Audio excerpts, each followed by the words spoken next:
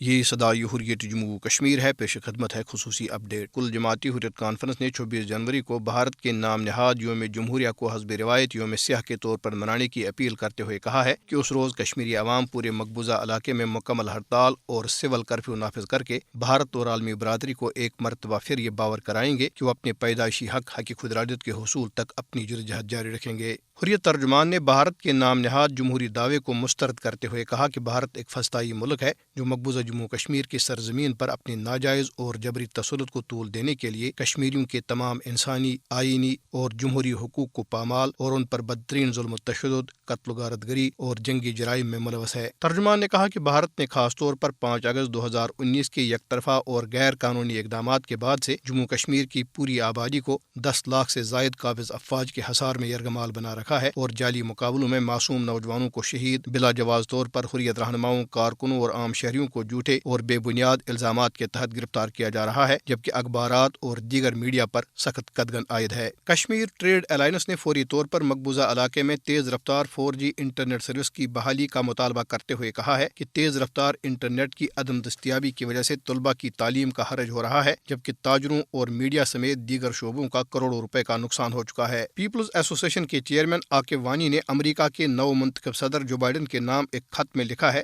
کہ فسطائی بھارتی حکومت کی طرف سے مقبوضہ جموں کشمیر میں جعلی مقابلے، حراستی قتل، غیر قانونی نظر بندیاں اور مہلک پیلٹ بندوقوں کا استعمال روز کا معمول بن چکا ہے۔ خصوصی اپ ڈیٹ ختم ہوا۔ اہل کشمیر کو ایک ایسے برہمن سامراج کے ساتھ پالا پڑا ہے جس کی سیاست یہ ہے کہ جب تم اپنے دشمن کو مارنا چاہو تو اس کے ساتھ دوستی کرو، پھر جب تم اس سے مارنے لگو تو اسے گلے لگا کر مارو، جب قتل کر چکو تو اس کی لاش پر خوب آنسو بہاؤ۔ یہ چانکیائی سیاست کا اصول ہے جسے ارتھ شاستر میں بیان کیا گیا ہے۔ اسی چانکیائی سیاست پر عمل پیرا ہو کر بھارتی حکمران اہل کشمیر کا خون مختلف حربوں سے بہاتے ہیں۔ یہ سلسلہ گزشتہ 73 برسوں سے جاری ہے اور صرف گزشتہ 31 برسوں میں 1 لاکھ کے قریب کشمیری بھارتی بربریت کی بھینٹ چڑھ چکے ہیں۔ اہل کشمیر کا جرم صرف یہ ہے کہ وہ اپنی بنیادی حق خود ارادت کا مطالبہ کرتے ہیں، جس کا وعدہ خود بھارتی حکمرانوں نے اقوام متحدہ کے سب سے بڑے اور معتبر پلیٹ فارم پر دنیا کو گواہ ٹھہرا کر اہل کشمیر کے ساتھ کیا ہے۔ اہل کشمیر نے اپنے حق خود ارادت کے حصول کے لیے جہاں پرامن ذرائع استعمال کیے، وہیں 1989 سے اس مطالبے کے حصول کے لیے بلٹ کا سہارا لینا پڑا، کیونکہ چانکیائی سیاست کے علمبردار امن کی زبان سمجھنے سے قاصر ہیں۔ کل تک جو مقبوضہ کشمیر پر ناجائز بھارتی قبضے کو دوام بخشنے کے لیے کولہاڑے میں دستے کے بطور استعمال ہوتے تھے، آج جب ان کی آنکھیں کھلیں تو انہیں بھارتی حکمرانوں کی چانکیائی سیاست نے حیرت زدہ کر دیا۔ مقبوضہ کشمیر کی سابقہ وزیر اعلیٰ محبوبہ مفتی سرکردہ بھارتی نیوز ایجنسی دا وائر کے ساتھ اپنے انٹرویو میں کچھ یوں اظہار خیال کرتی ہیں۔